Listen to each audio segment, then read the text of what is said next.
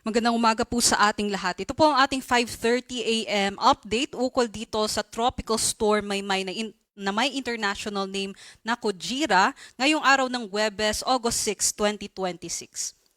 Kaninang alas 2 po ng umaga ay naglandfall na nga po itong bagyong Maymay sa bayan ng Magsingal, Ilocos Sur. At huling namataan naman po yung sentro nitong bagyo dito po sa may vicinity ng San Juan, Ilocos Sur at bahagya na nga pong humina. At ito po may taglay na po na hangin na abot sa 65 kilometers per hour at pagbugso na abot sa 110 kilometers per hour. Sa kasulukuyan, kumikilos po ito pasilangan sa bilis na 10 kilometers per hour. So asahan po natin habang tumatawid po ito sa mga bulubunduking lugar dito sa Northern Luzon ay masihina na po itong bagyo. Ngunit asahan pa rin po, meron pa rin pong mga malalakas na hangin at malalakas na mga pag-ulan dulot nitong bagyong Maymay dito po sa Northern and sa may Central Luzon. But dito naman po sa may Southern Luzon area maging sa western section ng Visayas, inaasahan naman po natin yung epekto ng habagat o yung southwest monsoon.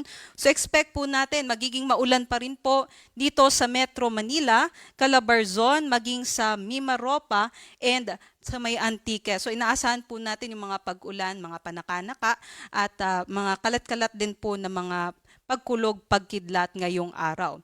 Other parts naman po ng ating bansa, kung mapapansin po natin ay wala po masyadong mga kaulapan. So generally fair weather conditions po tayo ngayong araw. Although may chance pa rin po ng mga thunderstorms, especially po dito sa may areas ng Visayas and Mindanao. So always pa rin po mag-antabay sa ating mga thunderstorm advisories na ipinapalabas ng ating mga Pag-asa Regional Services Divisions. And meron din po tayong binabantayan na isa pang bagyo na nasa labas pa ng ating area of responsibility, itong bagyo or Typhoon Dolphin at malayo po ito sa ating mga kalupaan. Ito po nasa mahigit 1,450 kilometers east-northeast ng extreme northern Luzon. So sa ngayon po ay ito po'y gumigilid dito sa boundary ng ating Philippine Area of Responsibility. Ngunit may mga dagdag po tayong impormasyon about dito sa bagyong Dolphin maya-maya. Dito po muna tayo sa latest forecast track and intensity nitong bagyong Maymay.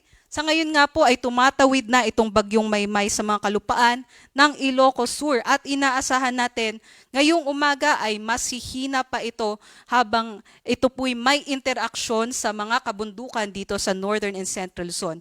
Inaasahan po natin by this morning ay maaaring mag-downgrade na bilang isang tropical depression na lamang itong bagyong Maymay. So masihina po ito.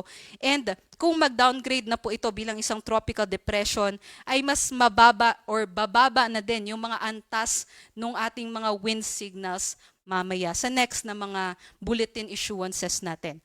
By this afternoon or evening, inaasahan naman po natin from tropical depression, masihina pa siya bilang isang low pressure area na lamang. And by that time po, afternoon or evening today ay maaaring nasa may coastal waters na po ito either ng Cagayan or ng Isabela. And eventually, ay yung remnant low pressure area ay sasama naman dun sa bagyong Dolphin na nasa lapas pa ng PAR. Ngunit sa ngayon, may wind signal number 2 pa rin po tayo dahil tropical storm category pa rin po ito sa may areas ng Ilocos Norte, northern and central portions ng Ilocos Sur, western portion ng Apayao, sa Abra, western portions din ng Kalinga, and sa may mountain province. So hanggang 88 kilometers per hour ng mga bugso ng hangin po yung kanilang mararanasan dyan ngayong araw. And para naman po sa mga areas na may wind signal number 1, ito po yung mga naka-highlight na blue. Yun po ay mararanasan po natin yung mga hanggang 61 kilometers per hour ng mga bugso ng hangin dito po sa nalalabing bahagi ng Ilocos Sur, northern portion ng Pangasinan, maging dito po sa may nalalabing bahagi din ng Apayao, Kalinga, Mountain Province, Ifugao, Benguet, maging dito po sa may southern portion ng Babuyan Islands, Cagayan, Isabela, Quirino, Nueva Vizcaya, and sa may northern and central portions ng Aurora and sa may La Union. So inaasahan nga po natin in the next few hours kung mag-downgrade na nga po itong bagyong Maymay bilang isang tropical depression, mas kukonti na po yung mga probinsya na may wind signals. And kung maging low pressure area na lamang ito, ay magli-lift na po tayo ng wind signals within today. Para naman po sa ibang lugar na wala naman pong wind signals, maaari pa rin po tayo makaranas ng mga pabugso-bugsong hangin naman dulot nitong southwest monsoon at yung periphery o gilid nitong bagyong Maymay. So from today until Saturday, August 8, ay posible pa rin yung mga pabugso-bugsong hangin sa malaking bahagi ng ating bansa. Para naman po sa babala para sa mga malalakas na mga pag-ulan, inaasahan po natin ngayong araw ay meron pa rin pong mga matitinding mga pag-ulan na hanggang 200 millimeters. Ito po yung mga probinsya na nasa orange. Within 24 hours po ito, no? Ito po'y mararanasan dito sa Ilocos Sur, La Union, Benguet at sa may Pangasinan. Sila po yung makakaranas ng mga pinakamatitinding pag-ulan dulot nitong bagyong Maymay.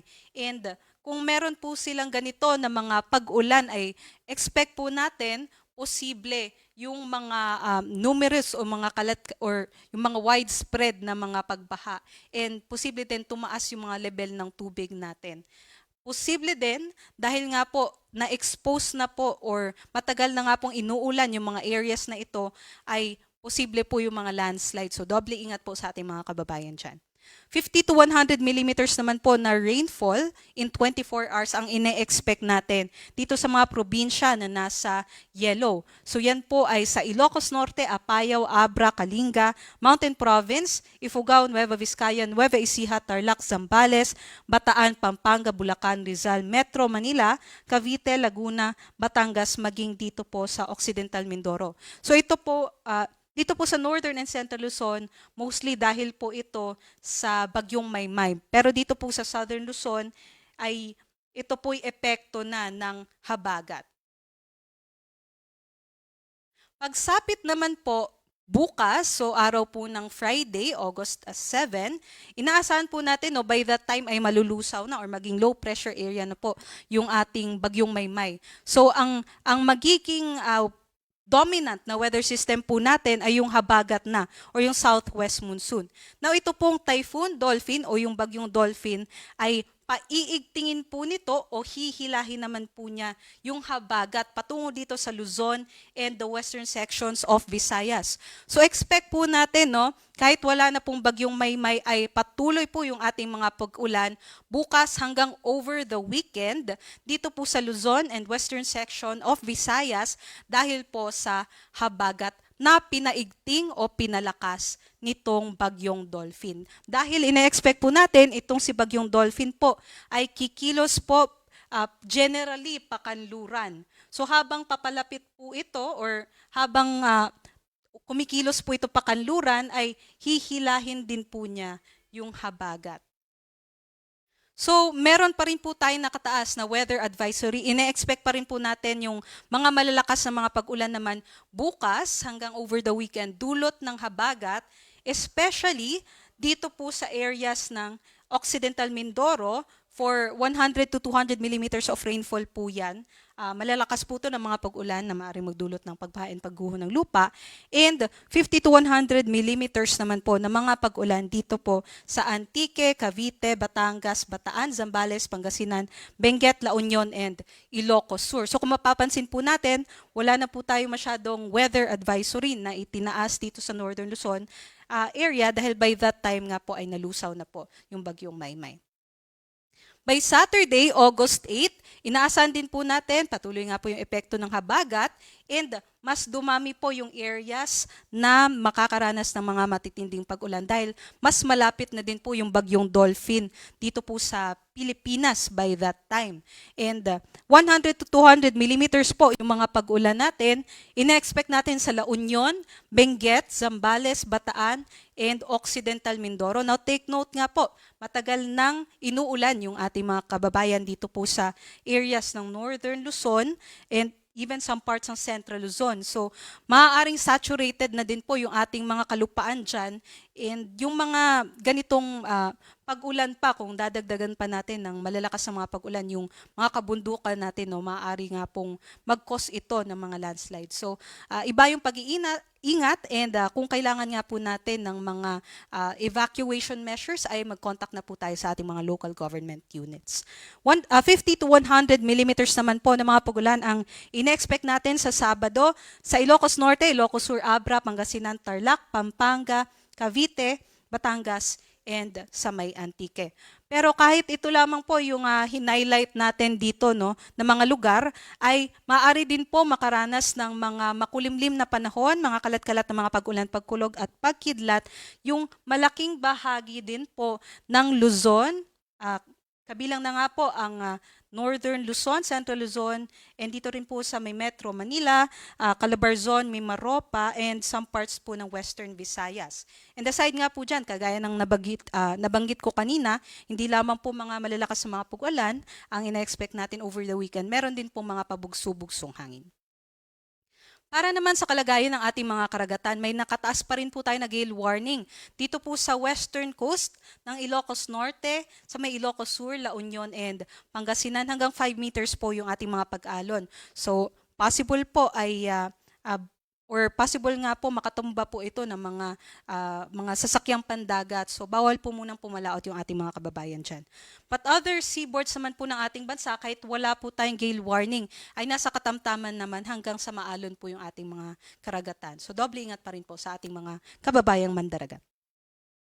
Yan lamang po ang latest mula dito sa Pag-asa Weather Forecasting Center. Ito po si Lian Loreto. Next update naman po natin dito kay Bagyong Maymay ay mamayang 8:00 ng umaga. Maraming salamat po at magandang umaga.